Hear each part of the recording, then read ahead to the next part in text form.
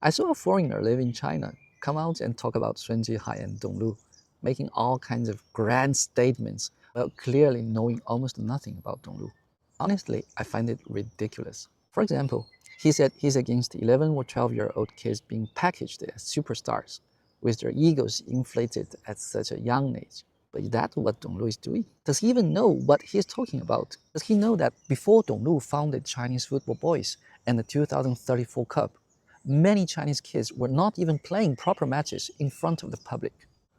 What Donglu has taught Chinese kids are very basic qualities that Chinese football have been seriously lacking for years. Always remembering that football is a team sport, never giving up during a match, having the courage to play in front of an audience, being able to speak in public, staying focused on a goal, learning and growing through real matches, and most importantly, developing their decision-making ability on the pitch and building a real winning mentality. That is also why when Donglu takes his teams to Europe, they often receive praise from opponents and local spectators.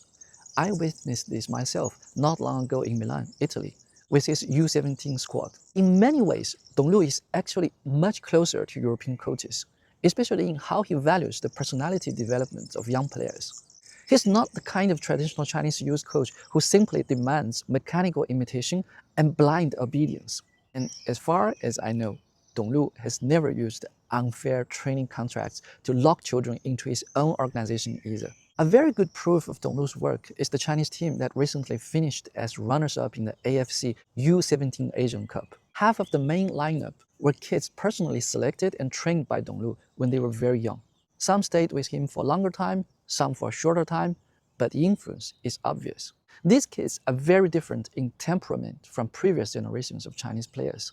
They are confident, they dare to express themselves in public, and by contrast, the player who has received the most criticism from the public, I won't mention his name here, came through the traditional Chinese youth training system. My advice to this foreign friend is this: every description and impression you have of Donglu has been delivered to you through distortion. For you, the best way to understand the truth is to take a team and participate in the 2034 Cup yourself. Go and see how important the tournament Donglu created is for Chinese children and for Chinese football. You can also go and watch how Donglu's kids play. Players like Li Haoyan, who has just joined La Masia, and Liu Kaiyuan, who has already signed with Villarreal.